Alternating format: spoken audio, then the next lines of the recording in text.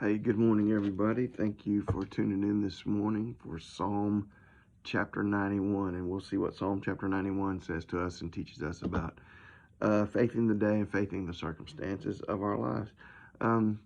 So it really talks about, the foundation of this entire psalm is that we need to live as close to God as we possibly can. So listen to the first 4 verses. He says, "He who dwells in the secret place of the Most High will abide under the shadow of the Almighty. I will say of the Lord, He is my refuge and my fortress, my God, in Him I will trust. Surely He will deliver you from the snare of the fowler and from the perilous pestilence. He shall cover you with His feathers, and under His wings you shall take refuge. His truth shall be your shield and your buckler." And so what he's going to do from here after this, he's just going to talk about all the things that come at us in life that we have no control over. All of the things that happen to us in life, that they're just things. There's one thing in here he talks about a pestilence.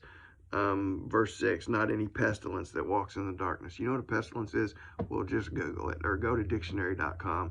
The first word that comes up for pestilence may be a deadly virus. I'm just thinking that might be what it is. I mean, it's just all of these things that come at us in life that are serious, but we have no control over.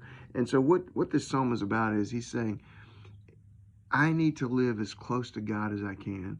And if I will live as close to God as I can, then God is going to take care of all of these things that I don't have any control over. And I'm going to be able to find some peace, and I'm going to be able to find some contentment. So how do we dwell in the secret place of the Most High? I think there's a little key in there. And again, for them, God lived in this one little place in the Holy of Holies, in the center of the temple, or in the innermost part of the tabernacle. And that's where the Ark of the Covenant was. And in their mindset, that's where God lived. That's where His presence was. And so they had to go in there. They had to, now they couldn't go in there religiously, but the idea is that the closer they could get to being in there is the closer they could get to the presence of God. Now for us, we enter from a New Testament perspective, we enter into the presence of God through Christ. And so it's through Christ that we are able to enter into the presence of God.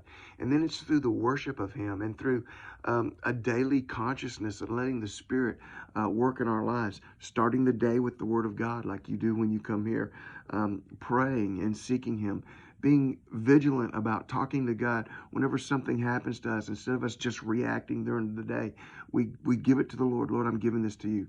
Lord, what should I do? Lord, what's the answer? I mean, it's just a consciousness, allowing the Spirit to fill our lives and to move our lives so that we can walk in the Spirit of Christ, so that we can stay close to God. And it's in all of that He'll give us peace. Verse 5, He says, "You won't be afraid of the terror by night, or the arrow that flies by the day, or of the pestilence that walks in the darkness, or of the destruction that lays waste." Verse 9, "Because you have made the Lord, who is my refuge, the Most High, your dwelling place. No evil will befall you, nor shall any plague come near to your dwelling. His angels will have charge over you to keep you in all your ways."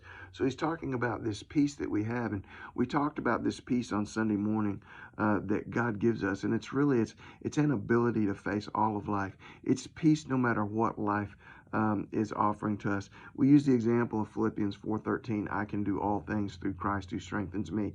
And that verse, really, if you put it in its context, what Paul says in that context of that passage, starting about verse 11, he says, "Look, I know how to have peace when I have a bunch. I know how to have peace when I don't have anything. I know how to have peace when I'm full. I know how to have peace when I haven't had anything to eat." He is saying, I can do all things through Christ and strengthens me. And what he's saying is, I have found that I have peace no matter what life throws at me, and it's because of Christ who is in my heart and in my life, and living close to Him. Make God your refuge. Dwell in the secret place of the Most High. Abide under the shadow of the Almighty, and let God give you the peace that He wants you to have and needs you to have, that will take you through every aspect of life. That's Psalm 91. Listen, I encourage you to read Psalm 91 sometime today. It's not very long. Just read it, use it, faith today. God bless you. Bye.